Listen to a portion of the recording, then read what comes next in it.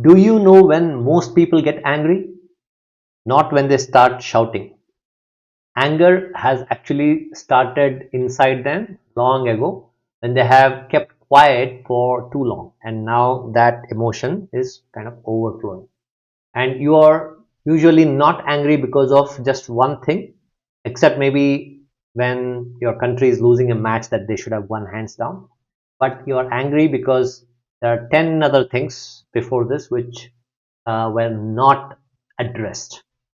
Now, whether it was a traffic jam, a WhatsApp message, or an online comment from a colleague or a friend, or even the hurt that you carried from long ago, from possibly your childhood.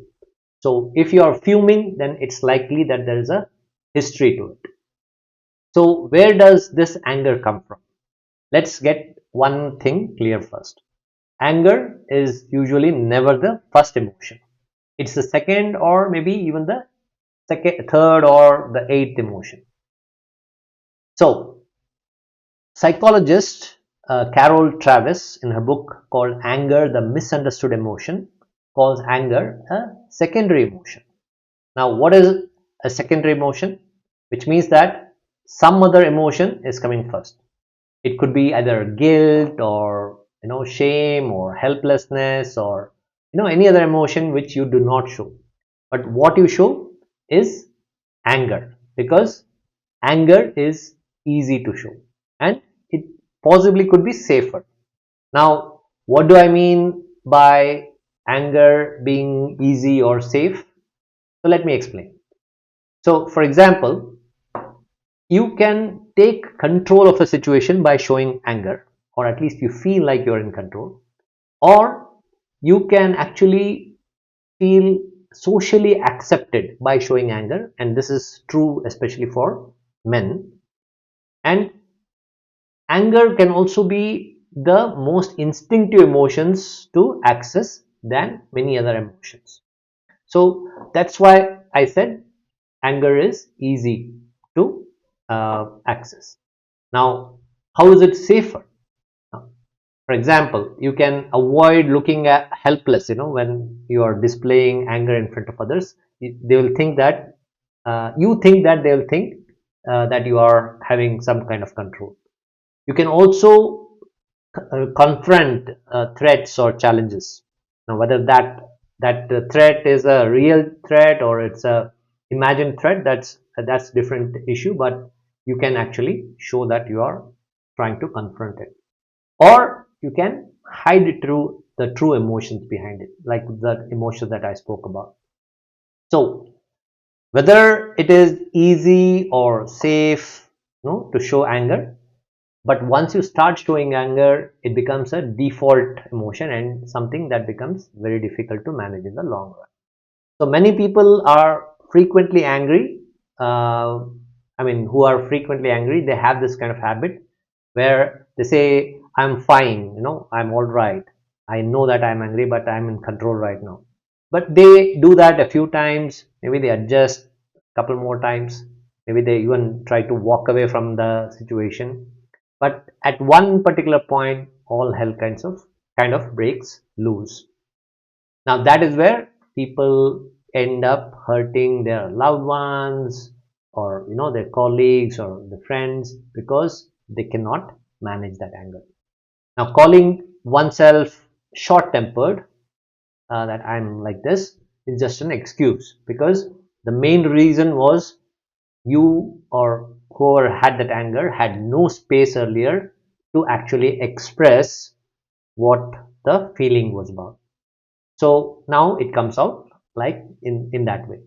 And usually they are not even angry about what happened today. They're angry of because they've kept taking in and absorbing things from yesterday, a week ago, or a month ago, or even the whole of last year.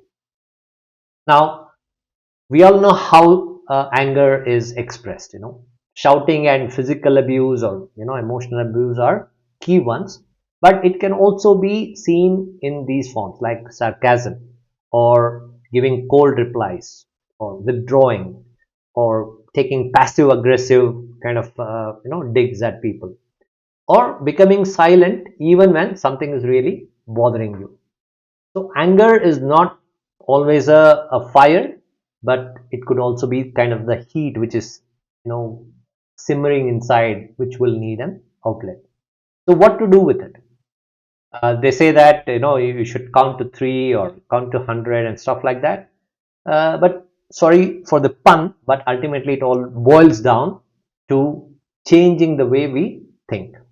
So I came across a framework which actually works. Now, this framework is about psychologist Dr. Raymond Novaco, who says that anger shows up in three stages. So one is the arousal state. There your body gets charged, your heart rate jumps, you tighten the jaw, you breathe very hard, and then that leads to your second stage, which is the thought stage. There you start actually telling yourself that you don't respect me, or the same thing is happening again, or nobody ever listens to me, and that results in the actual behavior. That is, one could snap, or they just shut down, or they walk out, those kind of things. So how to use this framework to change how you express anger? Now the trick is, we do not wait till the third stage, which is the behavior, to express that anger. So we just need to make sure that at the second stage itself we catch that. Now what do we catch? The thought itself, because that's the only part where you can actually change without hiding your original emotion. So how does it really work? Let me give you an example. Say somebody cuts you off, when you are speaking in a meeting. Before you get angry, you have a fraction of a second kind of a thought which says, no, here we go again, or no one values my opinion, or nobody believes that I am important, or why do I even bother coming into this meeting? So this kind of thought comes and goes in a flash, but your body reacts physiologically. So your adrenaline flows, your face becomes tight, your voice changes, and even you feel like swearing, or even actually swear itself. So catching the thought in this situation means you need to pause for a moment, rewind that previous thought. Very difficult, I know that, but with practice you can catch that thought, whatever you felt at that time, and say, is this true, or is my brain actually messing with me again? So I'm not asking you to think happy thoughts in this kind of situation, because you cannot. But what I'm suggesting is, we need to just change that default script which is playing in our mind. So how do you change that thought, or what do you change that thought into? So you don't have to show the opposite emotion. Technically, the opposite emotion of anger is fear. Now you should obviously not be showing fear, but we just need to make sure that we think more grounded thoughts. From instead of those thoughts which will lead to anger, think about how do you want to replace those original thoughts. So for example, instead of the thought that they always ignore me, so maybe they don't, you can think about, they don't realize that I had something to say. So that kind of thought mellows it down. Or the thought that they are doing this on purpose. So you need to change that thought into, even if they are, maybe then I still get to decide how I react. And maybe if I get the thought that I hate these kind of meetings, then maybe you could change it into, oh, I didn't like what they were doing, or how they interrupted me, but I won't lose my cool, or my control over that situation. So here the trick is, we need not necessarily change the thought to something positive, right? Because you cannot. But it is giving, changing that thought into something that gives you more control. So you are not reacting this way because you are doing it anything for those people. You are reacting or changing the way you react for yourself. right? So what happens when you change the thought? You have bought yourself some time and space. You don't let your anger become your identity at that moment, and you still speak, but you still say what is not okay according to you. Now that's the difference.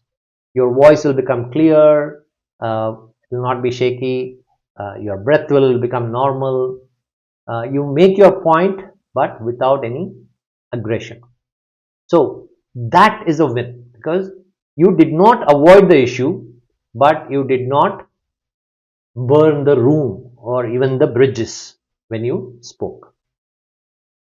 So how to control anger initially when you cannot change the thought? Let's say I cannot change the thought at that moment because I'm not used to recapturing that thought.